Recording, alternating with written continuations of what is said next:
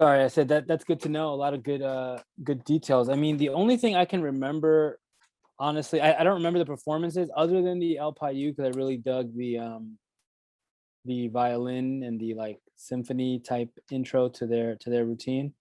I do remember LULs. But again, other than that, I don't remember the performances, but I do remember obviously it being a success. So I mean, I think we should just move on then to the next subject, which is, all right, the show's over, it's a huge success. And then, so I think this was a point where at some point, I remember at some point, I was thinking to myself, and as me and Neta were coordinating, we kind of saw things a little differently. And then at one point, it had to get to the uncomfortable topic of, well, whose show is it? Like, who has the last say, right? Who has the last word in it?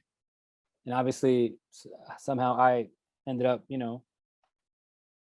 having the last word. She went on to do great things as well, but this didn't do anything to, harm her. But yeah, what do you remember? Do you remember anything about that? Yeah. About the Yeah, it was as you described it, it was a complex time, because you had a vision, like it was your initial idea, but she was instrumental in making yeah. it reality, and especially in the second show where she helped secure the venue, etc. So it definitely was a conflict, and I remember you and I talked about it afterwards. But ultimately, I think she said, she's comfortable with it as long as it stays a unity show, but if it turned into something else, then she's not going to be a part of it. She wants no part of it. And That's a great reminder. Yeah, you're right. I think that's where it differed. She said, she basically said that, yeah, community is great. I'm not doing this for a competition. And then in my mind, I was like, a competition makes it exciting, like competition makes it competitive, competition allures people, it attracts people. People want to be associated with winners, and winning, and people want to win. So if you can't have an amazing show, that's an exhibition. People want to know who won, So I knew that instinctually, instinctively, I just knew that. I knew that. I'll say Unity show is great, but again, it's not exciting. It's cute, but that's it. did you have? I'm curious, and I don't know if you remember this, but did you have any influence? Like, was the Step Correct, who were doing African American step shows, or was Tony Martinez, who was very connected to the African American step show space? Was there any influence from that angle that was influencing your mindset about this, or not? I mean, I wasn't in contact with anyone from Step Correct. This is years after. Once years, we tried to reach out to them at some point to do something together, to collaborate. But no, I'm sure they didn't even think. No, we were alive. Step Correct. Tony Martinez knew because we were, he sponsored the show, and yeah, he was cool with us. And then he ends up giving us some very good business sound advice, which we'll share at a later episode. So yeah, so then the show's over. Neta and I are, again, it's like we're together, but we're slowly starting to separate. And I guess, well, actually we do know it was the third show where she had nothing to do. She had walked away basically in 2001. Yeah, even though it was still an exhibition, I remember, because I was involved in that one, I remember that she Yeah. had stayed in contact. I remember there was a phone call I made to her to try to like pull her back in, because I felt, I didn't know better. I felt like we needed her from a reputation standpoint. Like I felt like people knew and Neta were putting this together, or and El Payu, because Annette Ravello had also been involved. And so, I felt she might be needed from that perspective. So I reached out to talk to her, and there was no convincing her to come back. Like she knew. Tell me, That, do you yeah, remember what was her issue? What yeah, it was was that unity thing. Like she always kept talking about the original '99 show, and how when she took part in that event, it was all about unity. She thought there was enough events out there that were bringing up disunity, like at Greek parties or conventions where it was only your organization and somebody else. And she was really about the unity piece, of it. And You're right. she And I realized when she kept pushing unity, I was like, unity will not build a business. Unity is not going to build a business. It's not. It's just, unity's cute and it's friendly and it's cuddly and it's wonderful, but you can't eat on unity. You can eat on hate and on competition, because people want to be winners. People want to associate with winning. That's the truth. Yeah. And as you said, so at the end of the show, this back in 2000 July, it's now August, might have been August, September, that I'm sitting I was a database programmer in a hospital in Brooklyn. I had a basement office, and I remember thinking to myself, maybe I should call Anthony and just kind of let him know what I'm doing, because I was building websites. And so I remember calling Anthony one day, and middle of the day, it was probably around 3. I call him up. I say, "Hey, great show," because it was just after the show. I remember calling a compliment. Great show. Audience was great. Anthony was looking for feedback on the show as well. Like, what could we do better? Blah blah blah. And then at the end of it, I was just like, "I think you need a website, man. I mean, I can help you build one if you ever, want or think it might help." And I said that honestly, like, I wasn't trying to be a part of the business. I wasn't trying to step in there. I was just telling him, look, you could probably market and do something if you have a website. And you remember that call, Ant? Yeah, my memory's bad, but I do remember that, because that phone call changed everything. Like that was the beginning of the business, basically. You being able to build that website, and me at that time was non-IT at all. I wasn't an IT person. I didn't know anything about tech really. So to have someone that did, I felt in those days, like, not many people knew how to build a website back in 2000. So that was critical, man. That phone call you made really, yeah. No, that phone call changed the game. It really let us in, because once we had a website, I felt like it's like, and again, this was 2000. So in my mind, I was like, once you have a website, it's like you're official, like it's real, like this is a real thing. It's not like handing out flyers on the corner of 42nd and Park. You know what I mean? So Yeah. you calling did it, man. But I also remember, so after the call hung up and Anthony was immediately bought in, he was just like, yeah, absolutely. When can we get started? He was very aggressive. And I said, look, like, I don't remember the timing in terms of that call to starting, but I do remember probably a week later or days later, Anthony had sent me an outline of what the site needs to have. Like, he had pretty much a vision for, I can remember, cultura, educación, ritmo was like, you had initially just kind of set it up and or thought through what the site could contain. And I don't know if we talk about that now, but basically, beyond just being a website to promote Latino Greek events that we were doing and others were doing, you had a vision for what the community could look like and how it might come back to Latin America. Because I think, I remember we had a section about each country. So do you remember the Cultura, Educación, Ritmo tagline? We were so naive and, young-hearted and trying to change the world. Yeah, man. Basically, we wanted to keep it very cultural and Latino specific, and wanted to tie in education. I think the initial thought of the site was like, well, we can educate people. People will come to our website, and high school kids will learn how to go to college and better their lives. And I remember us even having like definitions, I want to say, on the website of some, I don't know what we were putting words, but we're really trying. We took a very what's the best way? What's a very It was know, like nonprofit angle. It was like a Wikipedia. Like, we wanted to talk about the country's population. We wanted to just lay out the facts of what the country's at. Yeah, we wanted to educate the anyone who went to the website on Latino culture and GDP of Brazil, the GDP of Brazil, what their monetary value is called, what their dollars called.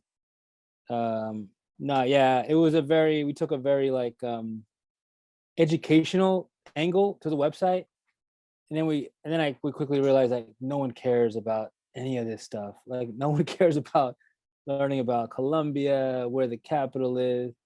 And then we ended up just focusing on the events and and the stepping and the strolling and stuff like that. But all right, so then Jesus calls me. I say yes, I need a website, and we go to work. And one winter, I guess that winter, the winter of December of 2000, we're in Brooklyn, and I'll let Jesus just set up his office space. Yeah, I mean, it was a basement office. I was fortunate at the time. I had just graduated college, and they as I mentioned, I was doing database programming, so they gave me my own little office space that fit about 3 or 4 people comfortably. And I had a server room also that we actually used. I used a hospital server to host our first website. I literally was uploading it directly to our server, and I had redirected latinostep.com to a hospital server in Brooklyn. I remember that. Unofficial story I never told, but yeah. So Anthony, who lived in Bayonne, New Jersey, which was a toll, and it was a troop, to come to my office. He's like, trying to make whatever time possible to come there, and he was working a full-time job as well, for us to just build this out from start to finish. He would do more of the design work. I would just do the actual programming work to make it look official, like with what his design was. So yeah, there were some like days that we had 5 feet of snow on the ground, and I remember thinking like, man, Anthony's trooping all the way in from Bayonne it was a weekend. It was like a Saturday morning to do this website. And like it was very serious. I mean that was the most important thing in my life at the time. That was it. Going, getting the website up, and the way the numbers had played out. Remember, we were wanting to launch the latinostep.com on January 1st, 2001. So it was 010101. And I remember all we did was try, and we were behind, and we were trying to like make sure it launched. And what do you remember with us trying to get everything together? So actually, we weren't really ready. No, actually, and I forgot to mention this because this also happened in 2000. You and I had started once we had that first conversation about building a website. We also started going to whatever step shows existed locally. Like there was one at Rutgers, I distinctly remember, because Anthony had brought a video camera. He was recording anything happening on stage, and then at one point he points the camera at my face, and I remember, only because it's documented, that I said to the camera, one day he and I are going to start a business together, already knowing that it was coming, but still, it's like, it was an interesting, like, to look back as a young, kind of like arrogant, college graduate, to say something like that back in those days it was cool that we did it, It was prophetic. You were prophesizing, basically. But well, technically, so we were starting on our website, which at the time we didn't think a website was a business, and it turns out it ended up. The website itself wasn't the business. The events was the business, but the website helped us eventually become a legitimate business. And yeah, and you called it, man. I remember, not you when you mentioned it earlier. Yeah, I remember you looking at the camera. We have that somewhere. We have that footage. I bet you it's in the basement in Jamaica, New York, 187th Street basement. Yeah. Oh, no, sorry. We didn't really talk about the naming of the website. Can you talk a little bit about how we got to Latino Step and the 2 S's versus the 1? Yeah, I think that when we were trying to come up with a good name, I think at the time we were trying to be very specific and wanted the website to clearly say what it is we were doing. But in hindsight, when you go broader, going broader would have been a little better, because we we wouldn't have like 3 name changes, which we had to end up doing 3 name changes, because again, we were making the mistake of, and this is for everyone, I guess, listening that has an inkling of an idea for a business or something, like try to name it, go a little broader, I guess, at least in the URL aspect, right? So when you're trying to pick the URL or even the name of the business, you might want to go broader. So we basically said, all right, Latinos, and then stepping. We're Latino. It's called Latino Step. And then Jesus wanted to put 2 S's, Latinos, and then Step, which made it very complicated, because every time you told someone the website, you had to tell them there's 2 S's in the middle, because then they'd call back saying, hey man, I can't find the site. It's like, oh, you didn't put the second S. Yeah. And that was more a grammar thing. I was a huge grammar geek, and I said, no, Latino Step means, it doesn't mean the same thing. I was like, Latino Step is a statement. So yeah, we ended up going with it. We bought both URLs and redirected them. So it ended up working out, I think. And but like Anthony said, we learned going forward that broadening whatever the names were, whether it was for the event itself to the company, like it became part of our go-to, going forward. Yeah, what else do I remember? Like from that initial time, I mean, at the time, it's also important to know LatinoGreeks.com was around. That was a general site that very popular website. Yeah. Which had started doing their own events, which ended up competing with it. Yeah. Whose events came first? You remember? So yeah, there were several. What's interesting is there were several websites at the time. So LatinoGreeks.com was the most popular. Then there was several others that were selling Greek paraphernalia that were also experiencing what we were doing or what we had started to do. And everyone was trying to move into that market as they realized there was a market. So it was an interesting time, because you didn't know necessarily who to trust or kind of like who wanted to do more, like who was looking to kind of learn from what you were doing and more. And I remember our own fraternity brother from burningsands.net reaching out to us to take part in the 2001 show, if they could in some way. I also remember Latino Greeks, I think they reached out to you, Frank, and his team, or Juan Aguilar, and they had reached out. To tell me what? To tell me what? What did they reach out to me for? Work with us in some way. It's not them. It was the Ay Caramba team. Somebody was reaching out to us. I don't remember that at all. Yeah. Yeah, because they sponsored the next 2001 show. At Amazura? I don't remember anything with them. It was on the site. So, or maybe, well, we'll talk about the next show and the next episode, but competitors were on the horizon. I mean, we can see it now in retrospect, but we didn't know it at the time, and so even an organization that was started by one of my fraternity brothers reached out to us and had no idea they would try to compete with us in the future, but they saw what we were doing. And one thing I wanted to say about the website itself, Latino Step, I think the best decision we made in the early days that we didn't even know was going to be healthy was we added a guest book to it. And that guest book ended up being an anonymous way to receive a lot of hate and a lot of good insight as to kind of where shows might have done better. People were giving feedback on shows on the guest book. I just remember a lot of venom and hate, a lot of anonymous people just taking a lot of liberties and disrespecting a lot of people.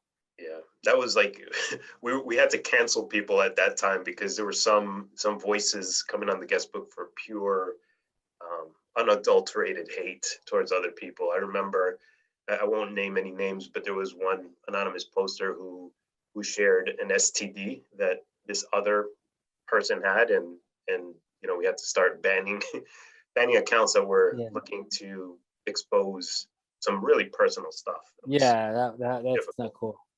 That wasn't cool. All right, so where are we now then in this so the LS, so are we okay? We're getting ready to launch. We ended up launching. I remember the website not being too exactly ready. Like not exactly. Do you remember that part? Yeah, there were certain sections we needed to Right. fix. And what's funny in retrospect is that we were putting a lot of work in sections that we ended up chopping off like 12 months later. It was like we're not going to need any of this stuff that we spent 900 hours on trying to. That was crazy. Yeah.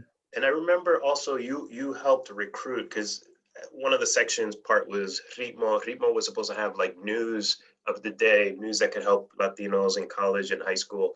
And you started recruiting writers, and Soul Jane Martinez was she was a writer for the Wall Street Journal at the time, and you had helped get her in to start. She's also a sister of SLU, and you had helped get her to write articles. Giovanni from LUL, Giovanni Jerez, was also a writer, a contributor, and several other Greeks that didn't have a platform, because, like the Medium, Substacks of the world didn't exist back then. So there wasn't a platform where you could just publish. And so, Anthony, you started, I remember you started pulling in all your contacts in different networks to write articles for the website that we felt would be relevant. So that was a good premonition for what comes next down the road, which we'll talk about in 2002, I think. The magazine you're talking about? Yeah, for the magazine.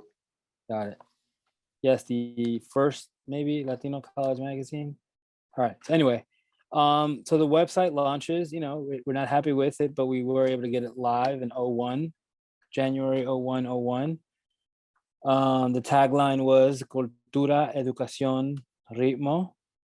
And the logo. Who designed the first logo? I guess I did. I think it was like a word logo. Yeah, it was a word logo that I designed, and I kind of skewed. So basically, oh wait, we have it here. I have it behind me on the wall. So this is what the Latino Step website logo was when we were bought out, and our in-house designer extraordinaire, Alan Suarez, retouched it. But the old logo is this one here, which, can you see it there? Yeah, the Halloween logo. I see it. So Latino Step, I did the words. The actual image, the little icon of the guy and the girl was Ernesto Cuevas, who was my roommate when I was living in Georgia at the time. And me and you were still working together on this stuff. Ernesto was kind enough to design like an image to go with the words. And then when we got acquired, Alan Suarez touched it up and kind of made it. It was nice. I really liked that logo. I forgot about that you moved to Smyrna, Georgia at the time. Smyrna, Georgia, the home of Julia Roberts. Yeah. So Julia, if you're listening, send us an email. Shout out to Ernesto as well. He was a good designer, and he later did some design work for our magazine, if I remember correctly, or we featured him on the magazine down the road. Oh, good. I hope we did. I remember he designed one of the great step show ads. It was the Omega Phi Beta girl. I can't remember her name, but we had a picture of her in one of her moves, and it was an amazing ad that he did. I have it somewhere, but I'm not on hand. Oh, one other detail we might want to cover here is, so at the time, once we had the logo, I remember you were big on getting it done on a shirt and like actually printing shirts so that we could wear to future events. There were many variations in the beginning of like shirts that we made or that you made. And then you also made a decision to sell Step Show tapes on the website from the 2000 show. Do you remember any of like the merchandising, the tape sales, any of that like from the beginning? Yeah, the reason why we ended up trying to sell tapes was because we had a very great editing job done from Latin Flavor, and it was a way to raise money or make money or try to make money. I mean, we did sell some tapes, and not like a ton, but some small revenue, a couple $100 maybe. I remember we printed way too many videotapes that we didn't really need. And there's a box somewhere in the world, there's a box of Latino Step 2000 VHS tapes. And the logo, yeah, I remember shirts. I remember us, printing shirts and thinking that was, you're young. You think a t-shirt's going to change the dynamic of your business, Yeah.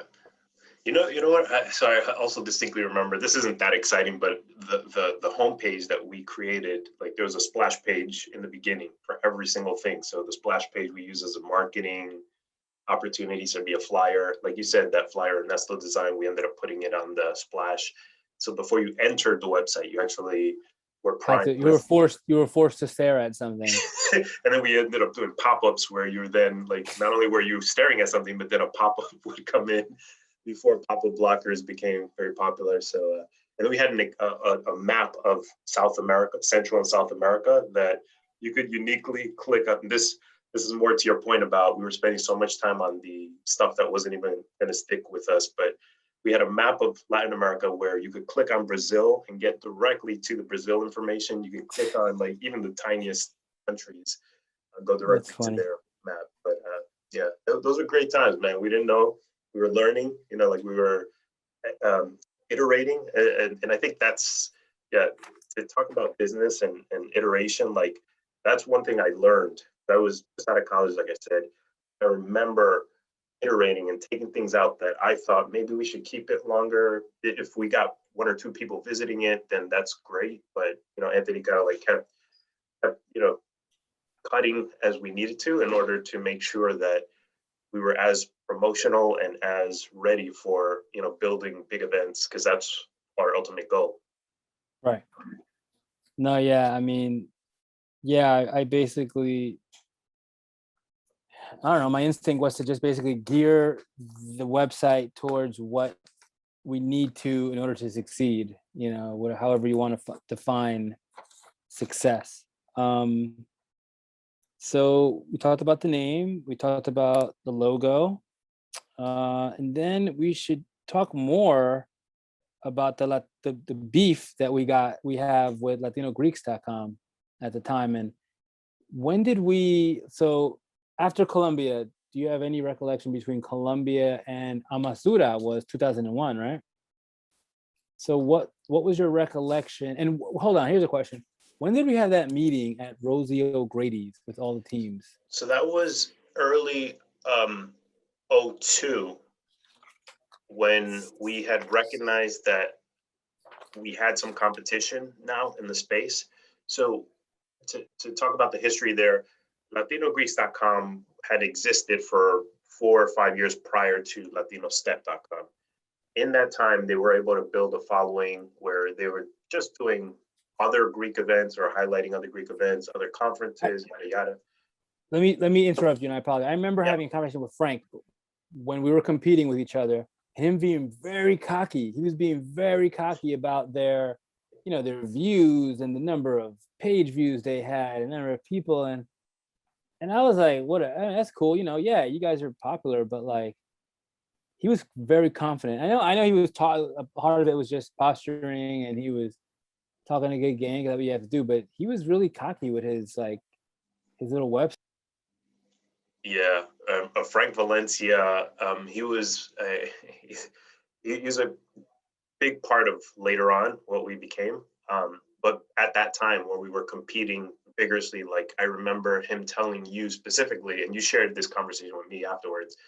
He's like, look, just give me a matter of time and I'm going to be able to equate what you're doing on the step show side. He's like, I just need practice pretty much. So yeah, he said that. But what he failed to realize is that in business, you don't have time.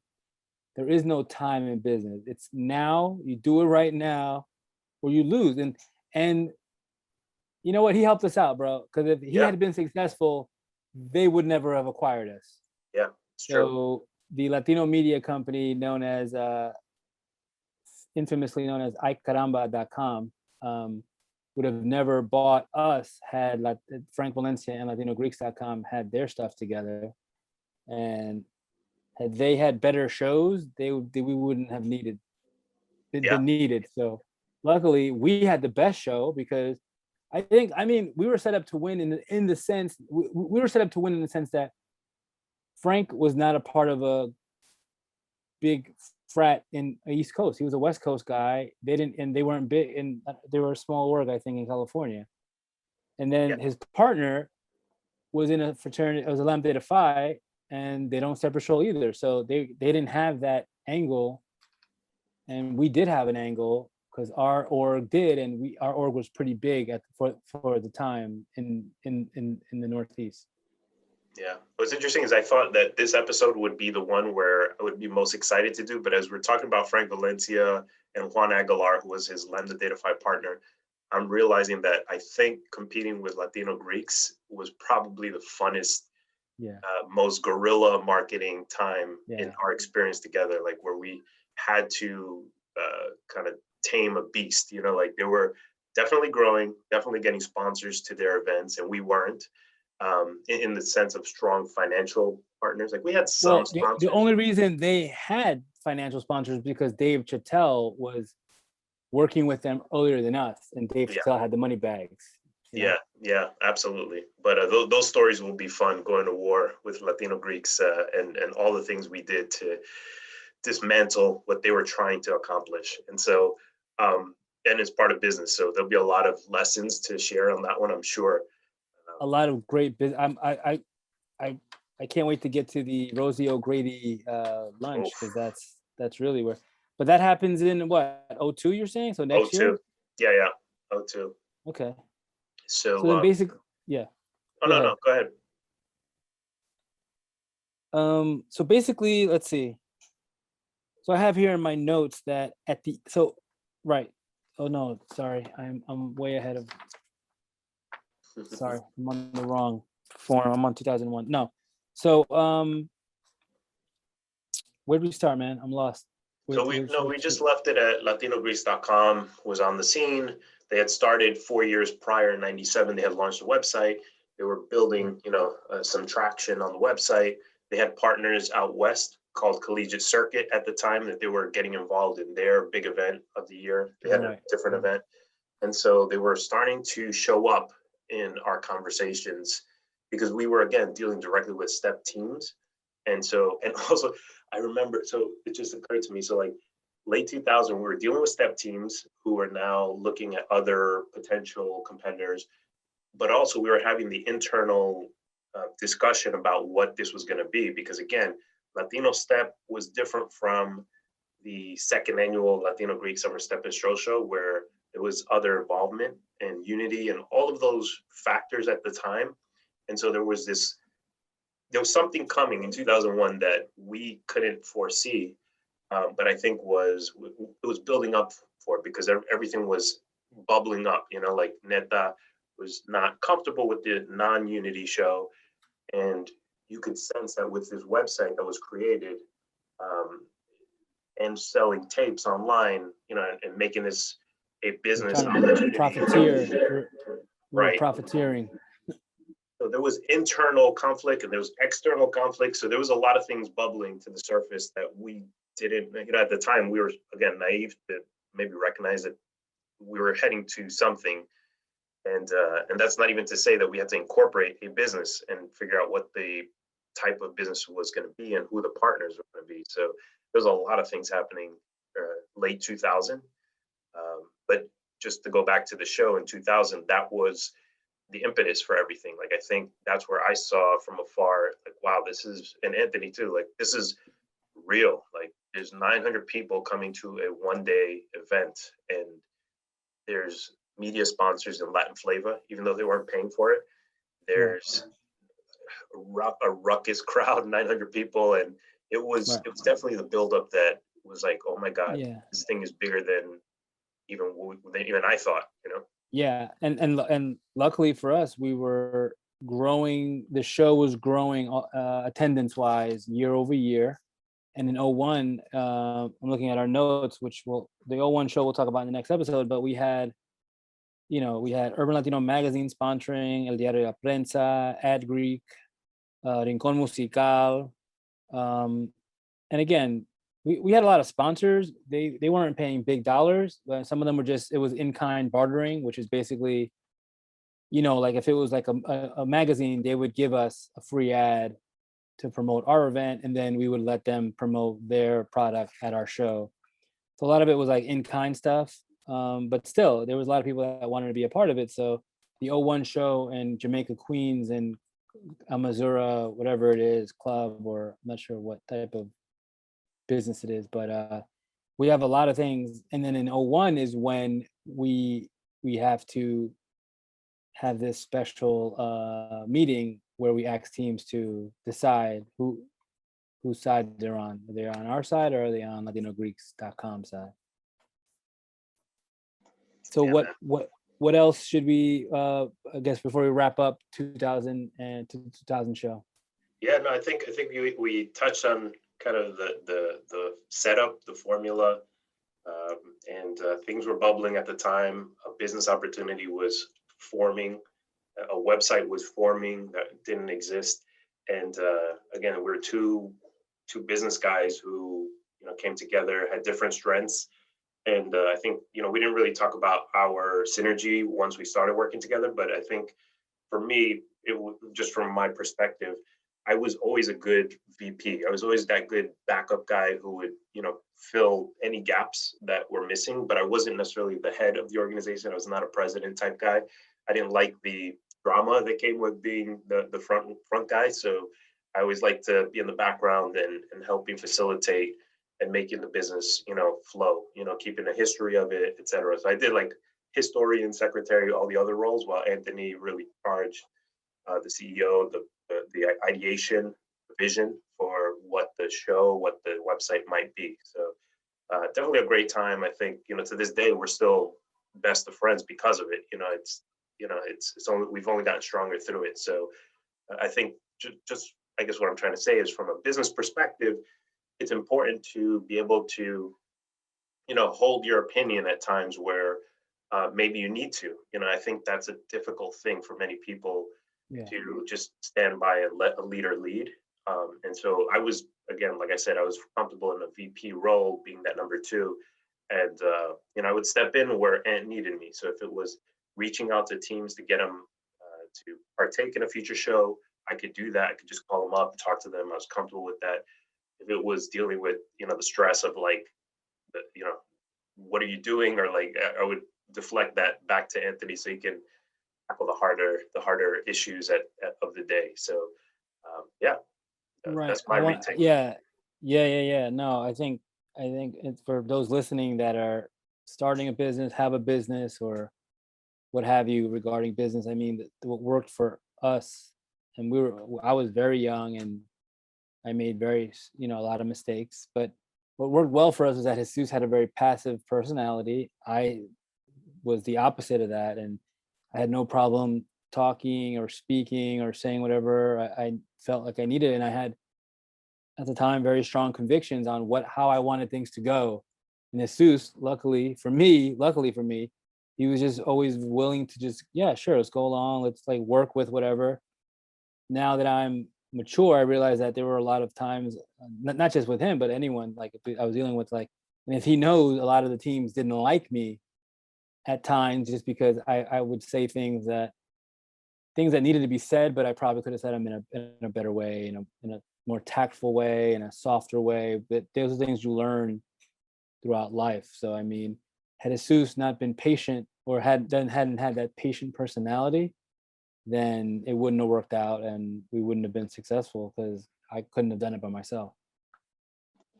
And that's the yin yang. Just to kind of wrap up, I think like being direct was important. This is a show that would become a competition, and so if you weren't direct, if you weren't firm with the rules of the show, with the organization of the show, with the timeline of the show, because I also remember those schedules that it'd be like 7 to 7:05 team A step, practice step, like before the show. So you had to be very detail oriented with kind of like the format, because you have a 3-hour window at venue. And so in order to ensure that you stay on time, like I know Ant was I was more flexible there, but I think, being direct was important, to make sure the show was efficient, fun, and not a drag. Because I think, just taking a step back here, and sorry to extend this, but I think that what was different about this show from other shows is you would go to another step show, a local college event, and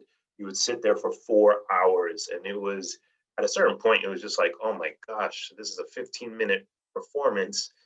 And now I got to sit through another 15-minute performance. And like, we didn't have good attention spans. Whereas End Show, it was like 8 to 9 minutes tops. And then the MC might be coming out, or might be, kind of, the music might be decreasing from the DJ's perspective to let you know it's over, your time's up. So Anthony kept to a very strict show. And that's something I learned from you, like keeping a schedule in an organized event where you have a venue or you have too much at stake. That's critical for any business to be fun to watch, Yeah.